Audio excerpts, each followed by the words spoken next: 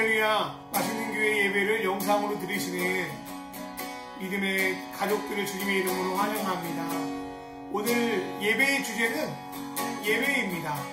그리스도인들의 삶의 중심은 바로 예배를 통해서 흘러갑니다. 어떻게 예배를 드리는지에 따라서 나의 삶의 모습과 생각과 행동이 결정되기 때문입니다. 주님을 온전히 소망하며 말씀에 따른 예배, 주님이 원하시는 영과 진리의 예배를 드리며 나아갈 때 우리의 삶이 변화되고 우리가 하나님 나라를 꿈꾸며 주님을 닮아 살아가게 될 줄 믿습니다. 그렇게 우리가 예배하길 간절히 바라는 마음으로 이 시간 하나님께 나아가겠습니다.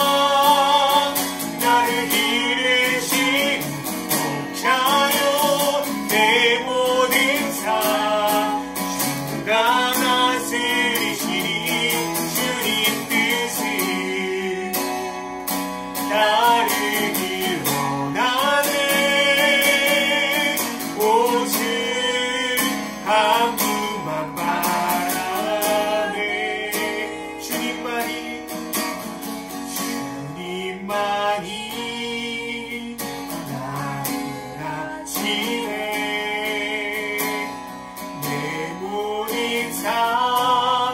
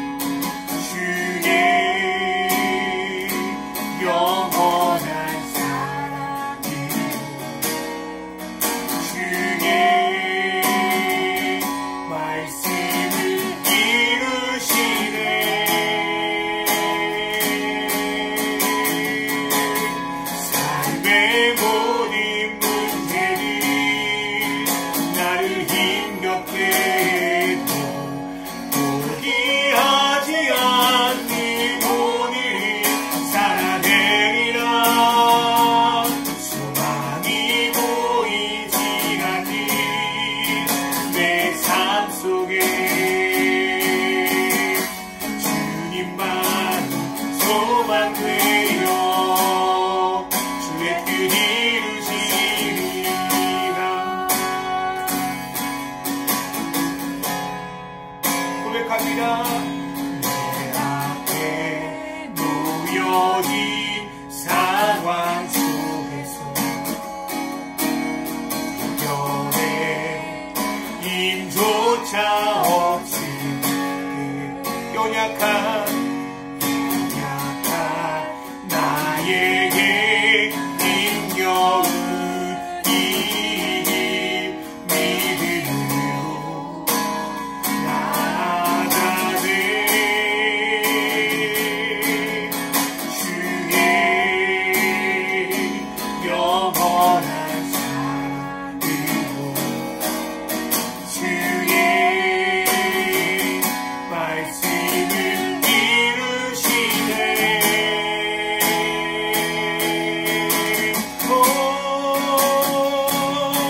삶의 모든 문제를 나를 힘겹게 해도 포기하지 않는 오늘 살아내리라.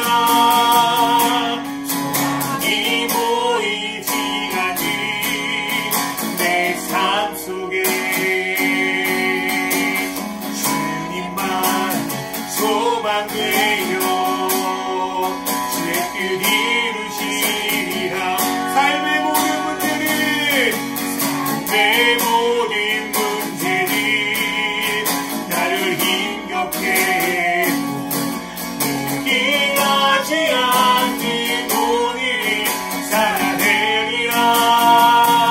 소망이 보이지 않는 내 삶 속에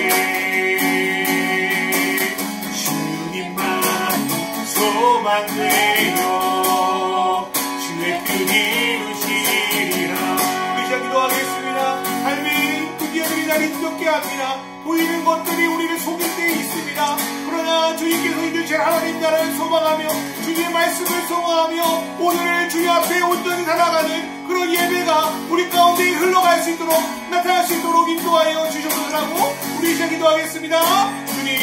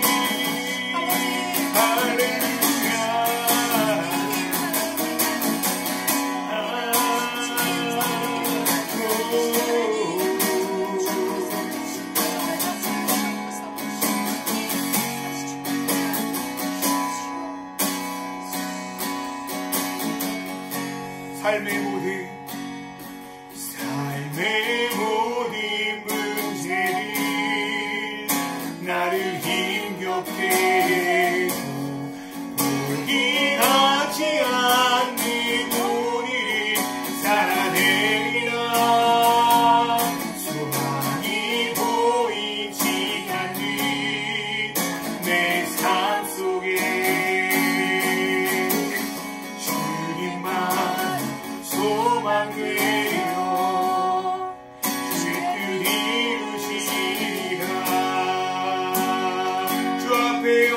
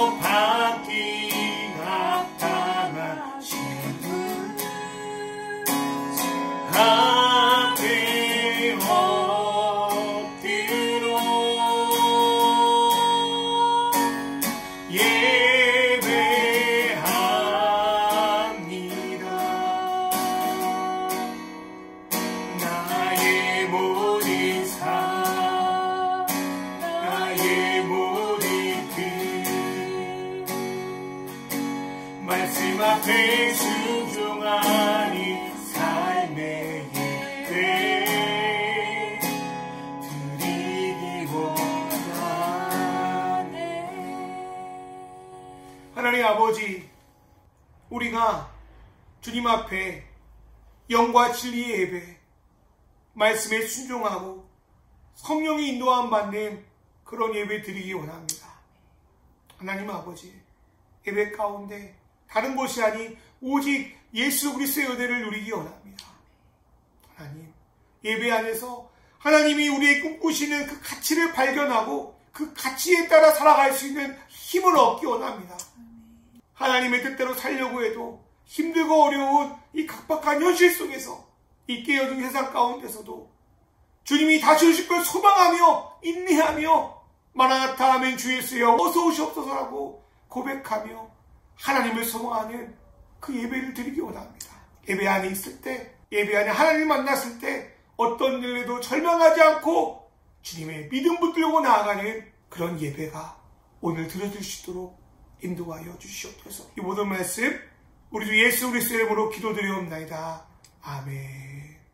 오늘의 말씀은 로마서 15장 13절 말씀입니다.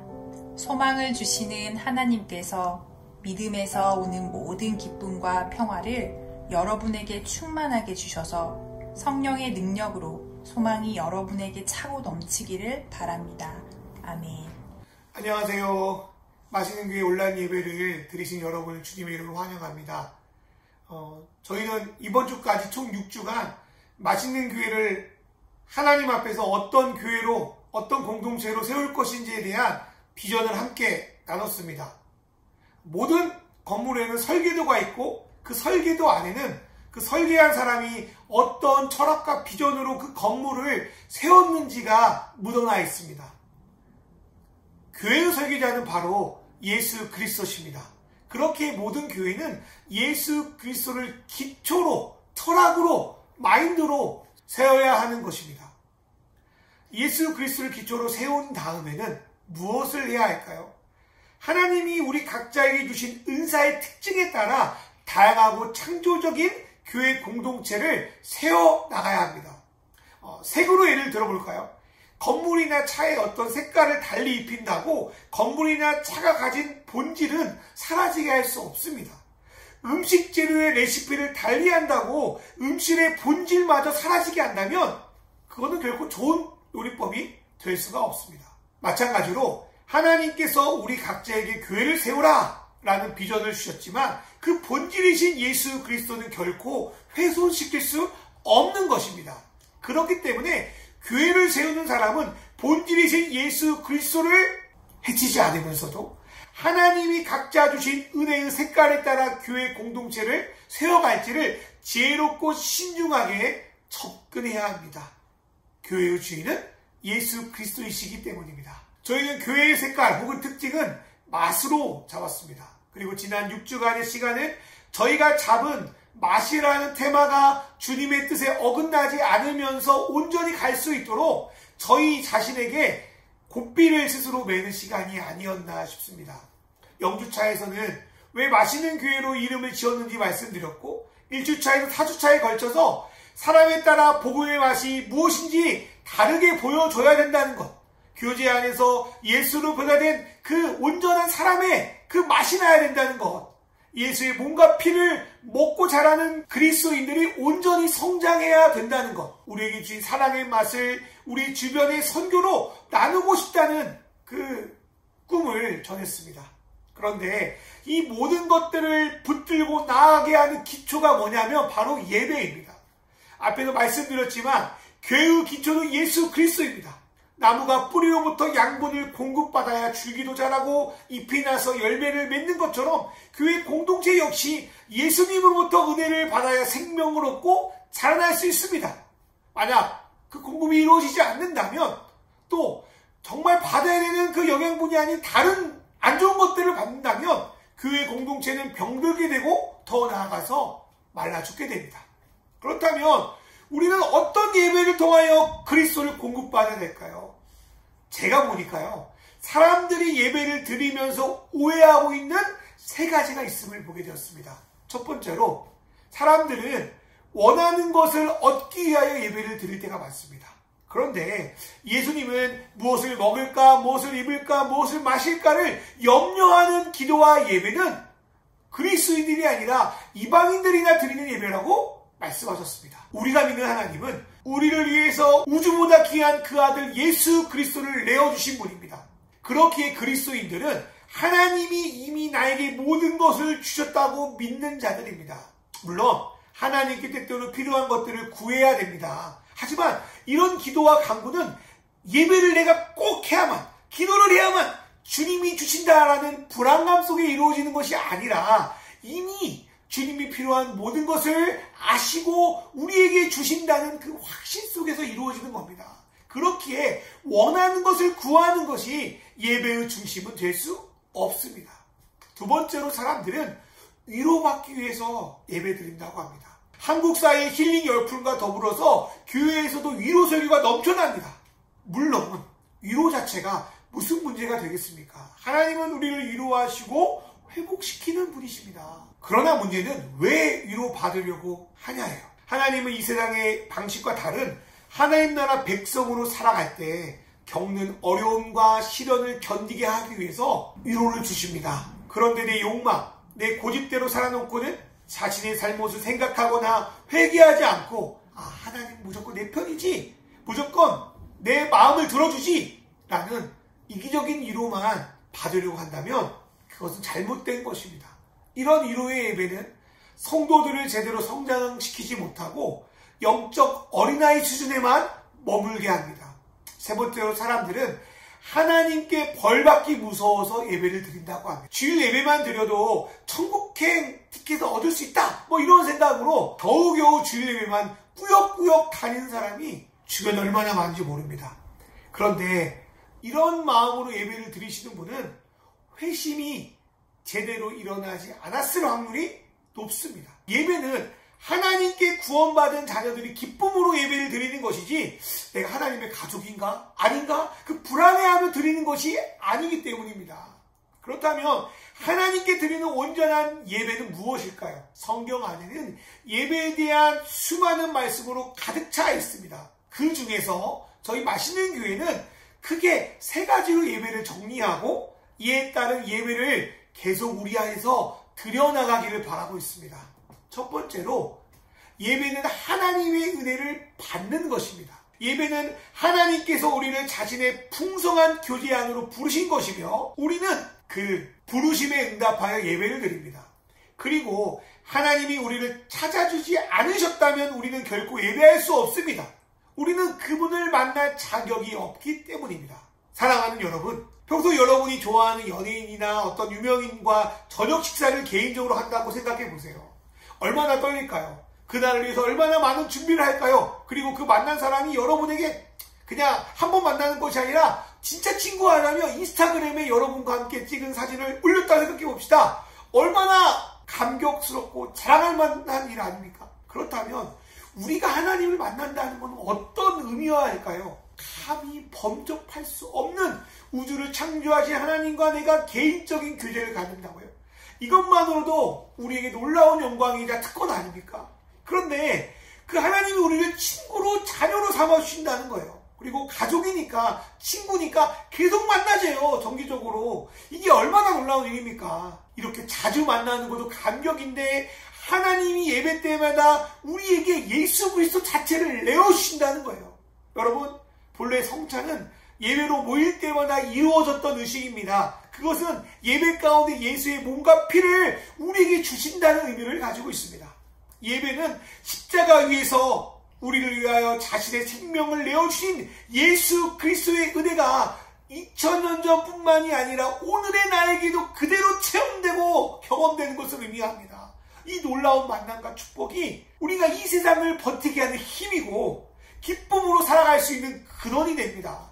그 은혜는 주님이 우리에게 보이시는 최고의 사랑이고 우리가 그 사랑을 받아들일 때 우리는 온전해지기 시작합니다.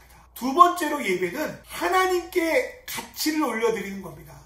예배는 영어로 worship이라는 뜻인데 이것은 월이라는 가치 있는 뜻을 가진 단어와 어원이 같습니다. 앞에서 예배는 은혜를 받는 것이라고 말씀을 드렸습니다. 은혜의 의미는 하나님이 주신 온전한 사랑 때문에 죄책감이나 열등의식에서 벗어나서 그분의 사랑에 온전한 평안을 누리는 의미도 있지만 내가 태어난 이유와 목적을 깨달아 가치 있게 살아가는 것도 포함되어 있습니다. 하나님은 우리에게 삶의 진정한 의미를 알게 하시는 분입니다. 나는 무엇을 위해 살아야 하는가? 나는 가치 있는 존재인가에 대한 답을 얻는 사람은 행복합니다. 왜냐하면 삶의 의미를 발견했기 때문입니다. 그렇다면 하나님이 우리에게 주시고자 하는 가치는 무엇입니까? 바로 하나님 나라의 가치입니다. 예수님은 하나님 나라를 이 땅에서 전하면서 그의 제자들을 꿈꾸게 하셨습니다.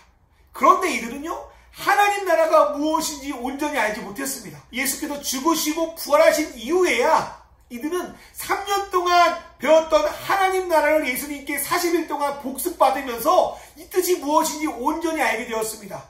그리고 나서 마침내 예수님이 승천하시고 난 뒤 오순절 사건을 통하여 하나님 나라가 예수님을 믿는 교회 공동체에서 나타나기 시작했습니다. 이때 베드로는요, 이를 가리켜서 유해 선지자의 예언이 오늘 우리 가운데 이루어진 것이다 라고 말씀을 선포합니다. 이것은 단순히 신비로운 체험을 하는 것이 아닙니다. 예언은 하나님이 이 땅에서 이루고자 하는 뜻이고, 그 예언은 하나님의 영을 부어준 각 사람을 통해서 이루시겠다는 비전의 선포입니다. 그것을 언제 이루신다고요? 마지막 날. 다른 말로 하나님 나라가 시작된 날부터 이루시겠다고 하는 것입니다. 사랑하는 여러분, 이 땅에 하나님의 통치가 필요하다고 생각하십니까? 만약 인간 스스로가 이 세상을 유토피아로 만들 수 있다고 생각하면 하나님 나라에 대한 소망은 별 의미가 없을지도 모르겠습니다. 그런데 과학기술의 발달로 인간이 다스리는 것을 긍정적으로 바라봤던 모든 개념들이 여지없이 지금 깨지고 있습니다. 기술이 발달하고 많은 것을 누리는 것 같지만 여전히 세상의 반전은 빈곤과 기아로 허덕이고 있습니다. 개인적으로 봐도 요즘 취업하느라 얼마나 고통스럽습니까? 그런데 취업한 사람에게 물어보십시오. 꿈이 뭐냐고. 최고의 꿈이 퇴사라는 말이 너무나도 많습니다. 취업을 해도 고통스러운 거예요. 뉴스를 보십시오. 즐거운 소식은 잠시뿐이고 대부분 안타깝고 우리를 화나게 하는 소식이 정치, 경제, 사회, 문화에 가득 차 있습니다. 특별히 몇십 년 전부터 경고했던 지구의 환경 문제는 인류의 생존을 위협하고 있습니다. 성경은 이러한 문제가 인류가 하나님의 통치를 떠나 자기 마음대로 이 세계를 통치하여서 발생한 문제라고 진단하고 있습니다. 만약 지구에 인간이 없었다면 이 지구는 어떻게 되었을까요? 지구 생태계는 하나님이 정해진 규칙 속에서 온전히 보존되고 있었을 겁니다. 그런데 인간이 지난 100년간 자연을 개발하여 만들어낸 일들은 수억 년이 지나도 이루어질까 말까한 지구의 온도를 급격하게 상승시켰습니다. 그리고 이대로 가다가는 2050년에는 지구가 생명이 살 수 없는 곳으로 변화될 거라는 끔찍한 소식들이 그냥 상상이 아니라 과학적인 데이터로 우리에게 들려오고 있습니다. 지금 코로나 문제는 어떻습니까? 인간이 자연 파괴로 일어난 일 아닙니까? 그런 상황에서 인류가 정신을 차리고 이 땅을 회복하기 위한 일들을 저는 그렇지 않다고 봅니다. 이 일은 예수님이 이 땅에 다시 오셔서 이 세상을 새롭게 하시고 통치하셔야만 가능한 일입니다. 그리고 하나님은 예수를 믿고 그분의 통치를 받아들인 우리를 통하여 그 일을 함께 하라고 말씀하십니다. 우리는 이 땅에 살면서 얼마나 많은 가짜 뉴스에 현혹되어 살아갑니까? 그리고 그런 잘못된 메시지를 따라 살아갈 때 그 삶이 의미가 있습니까? 결코 의미가 없습니다. 그런데 예배는 하나님이 나에게 주신 진리의 가치, 진정한 가치를 발견하게 만듭니다. 예배는 세상의 가치관에 매몰된 우리를 정신 차리게 만들어서 그분이 이루실 나라를 함께 꿈꾸며 나아가게 합니다. 그리고 내가 어떤 일을 하든지 어디에 있든지 어떤 은사를 받았든지 간에 그 일을 통하여 하나님 나라의 가치를 찾고 그 일을 할 수 있도록 하십니다. 여러분, 집을 지을 때 벽돌 하나, 자재 하나 별거 아니게 보입니다. 그런데 그 벽돌 하나, 그 자재 하나, 그 철근 하나가 사라지면 건물에 균열이 생기고 무너질 수 있습니다. 우리는 미미한 존재이지만 하나님은 우리를 당신의 신령한 집으로 지어가는데 중요한 존재로, 중요한 재료로 우리 하나하나를 사용하고 계십니다. 이런 마음으로 예배하는 분들은 하나님께 자꾸 이거 달라 저거 달라 기도하지 않습니다. 원망하지 않습니다. 오히려 주님이 나에게 모든 걸 주셨습니다. 내게 있는 것이 족하오니 나의 형편 속에서 하나님 나라를 드러낼 수 있는 일을 발견하게 하여 주십시오 라고 기도합니다. 내가 가지고 있는 것들을 통하여 내 주변의 사람들을 사랑으로 섬기게 해달라고 기도합니다. 그렇게 예배하는 분들의 힘은 내가 소유한 것, 내가 눈에 보이는 것이 아니라 보이지 않지만 모든 것을 아시고 필요를 채우시고 하나님 나라를 이뤄가는데 함께 하시는 성령님으로부터 나옵니다. 그런 예배가 여러분 안에, 제 안에 회복되기를 주님의 이름으로 축원합니다. 세 번째로, 예배는 온전한 하나님 나라를 소망하는 데 있습니다. 우리가 하나님을 알아 은혜를 받고 주님이 우리에게 주신 각자의 사명을 감당하고 살 때 우리는 하나님 나라의 맛을 보게 되죠. 하지만 아직 주님이 다시 오지 않았기 때문에 우리가 애써 이룬 것들은 금방 사라져 버리는 것 같고요. 하나님 나라 기쁨은 삶의 고통 속에서 금방 잊혀지는 것 같아요. 저 역시 사역을 하면서 하나님 나라 맛을 경험한 적이 있습니다. 그러나 그렇게 함께 애써서 만들어 놓은 것들이 한순간에 무너지는 것들을 목도하면서 실망과 좌절에 힘들어한 적이 있어요. 이때 저를 다시 세운 것은 하나님 나라를 소망하는 것이었어요. 물론 이 일은 단번에 이루어진 건 아니었어요. 하루에도 몇 번씩 여기에 대한 절망감, 고통, 후회감이 밀려올 때마다 하나님 나라를 소망하며 그 생각들이 밀어냈어요. 그걸 1년, 2년 반복하다 보니까 점점점 내 안에 평안한 안정감이 몰려오기 시작하더라고요. 그리고 오늘 저는 여전히 절망 가운데서 하나님 나라를 소망하며 오늘을 살아갑니다. 우리의 애씀이 완전한 하나님 나라를 이룰 수 없음을 받아들이고 주님이 반드시 이루실 것을 믿으면 오히려 마음이 가벼워집니다. 이것은 마치 수고하고 무거운 짐을 주님께 맡겨드린 것 같습니다. 그리고 주님이 이루실 것을 기대하며 주님이 나에게 맡겨진 십자가를 끝까지 감당하는 것, 이게 바로 소망하는 예배라고 저는 믿습니다. 원래 이 땅에 살아가는 것은 어려움이 많습니다. 고통이 있습니다. 그런데 그런 속에서도 세상과 다른 하나님 나라의 가치관으로 사는 것 더 쉽지 않습니다. 베드로 사도는 요엘서의 말씀을 근거로 하나님 나라의 비전을 받고 사는 것을 피와 불과 연기라고 표현하며 많은 고난을 당한 것을 예언하고 있습니다. 또 예수님은 자신이 핍박하는 사울이 사도 바울이 되어 살아갈 때 겪는 고난에 대해서 성령을 통해 예언하셨고요. 바울 자신도 하나님 나라의 비전을 붙들고 살아갈 때 겪는 고난에 대해서 수없이 언급하고 있습니다. 그런데 여기서 놀라운 건 바울은 그 고난 가운데도 자신의 약함을 자랑하고 있다는 거예요. 여러분 생각해 보세요. 자신이 강하고 자신이 잘나도 될지 안 될지 모르는 판인데 그런 수많은 고난 속에서 약함을 자랑하면서 어떻게 복음의 매력을 전할 수 있습니까? 그것은 바울이 자신의 사역에 소망을 두는 것이 아니라 그 일을 주도적으로 행하시는 하나님께 소망을 두었기 때문에 가능한 일입니다. 복음 전수는 이렇게 약함 속에서 하나님을 소망하며 예배했던 사람들을 통하여 이루어졌습니다. 성경을 보면 수많은 사람들이 하나님께 부르짖어요. 이거는 단순히 문자적이나 기계적으로 부르짖는 행동을 했다, 그렇게 해석할 수 없습니다. 이들은 믿을 수 없는 수많은 상황과 오랫동안 소원을 붙들고 살아도 제대로 이루어지지 않는 것 같은 현실 속에서 답답하지만 그래도 하나님을 의지하고 그분을 따라 살겠다고 결심하고 그분을 찾으며 예배하는 것입니다. 이들이 이렇게 실망하지 않고 인내할 수 있는 것은 예배를 통해 소망을 주시는 하나님을 발견했기 때문입니다. 목회를 나름 10년 넘게 저는 했습니다.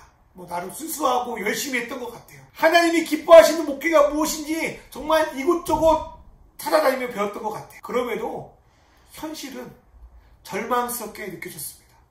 그렇지만 이제까지 했던 사역 속에서 하나님 나라 맛을 경험한 것 부인할 수 없었습니다. 그리고 소망은 나에게 있는 것이 아니고 내가 사역을 잘하고 못하고 있는 것이 아니라 하나님께 있다는 걸 믿으며 앞으로 우리의 삶 속에서 하나님 나라 맛이 풍겨나기를 소망하며 예배할 때 제 안에 주시는 기쁨이 있는 것도 보았습니다. 그리고 하나님 나라 맛을 온전히 주시기 위해서 반드시 다시 오신다는 예수님의 약속을 믿을 때 우리는 주님을 소망하며 주어진 일을 감당할 수 있었습니다. 여러분, 음식이 아무리 맛있어도 상하거나 그 안에 우리의 건강을 해치는 물질이 들어있으면 못 먹어요. 버릴 수밖에 없습니다.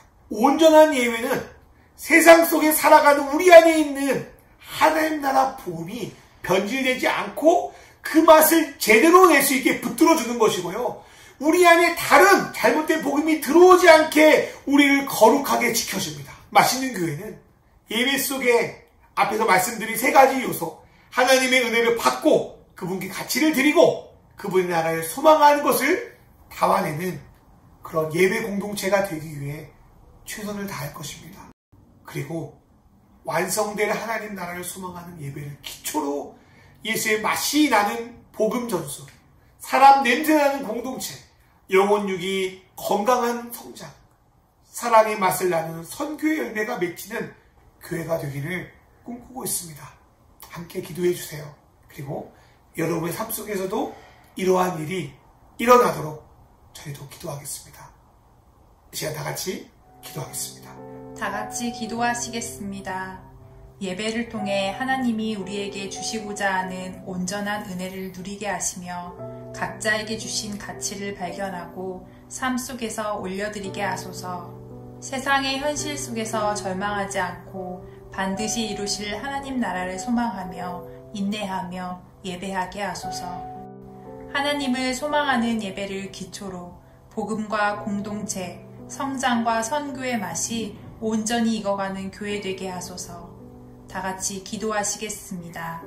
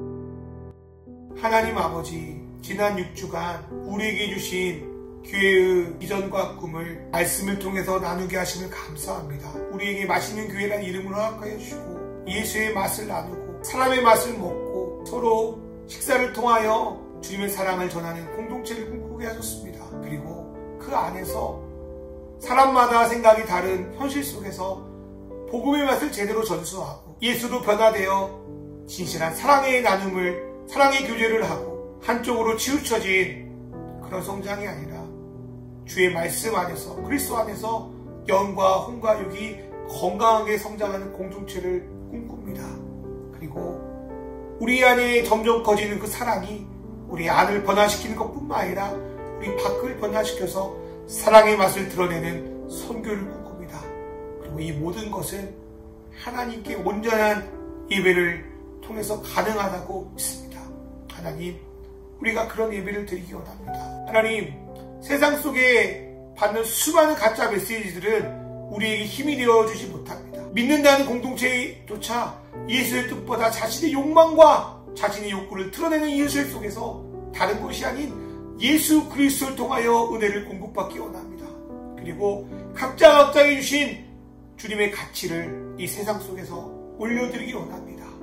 그리고 살아가면서 수없이 겪는 여러 가지 고민과 고통 가운데 하나님 나를 소망하며 인내하며 그분을 의지하는 그 예배를 드리기 원합니다. 1세기 예수를 따랐던 제자들과 초대교회 성도들이 드렸던 그 예배, 수많은 어려움과 고통 속에서 하나님을 부르시며 그분께 나갔던 그 예배를 우리 가운데 회복시켜 주셔서 다른 맛이 아니라 예수 그리스도의 참맛을 드러내고 나타내는 그런 맛있는 교회 공동체 될 수 있도록 인도하여 주시옵소서. 하나님 아버지, 지금은 내가 무엇을 믿냐, 어떤 지식을 갖고 있냐가 아니라 내가 믿는 게 어떠하든 그것을 통하여 진정성을 드러내는 게 매우 중요하게 되었습니다. 하나님 아버지, 우리의 믿음이, 우리의 삶이, 우리의 신앙이 예수의 맛, 그 진정성을 드러낼 수 있도록 인도하여 주시고, 이 영상을 보는 모든 성도들이 그 진정성의 맛, 예수의 맛을 드러내는 사람으로 살아갈 수 있도록 인도하여 주시옵소서. 예수 그리스도의 이름으로 기도드립니다.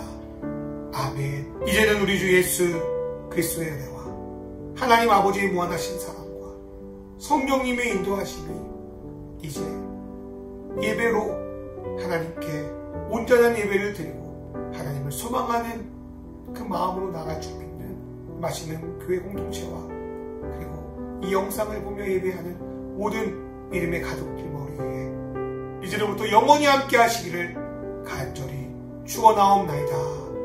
아멘.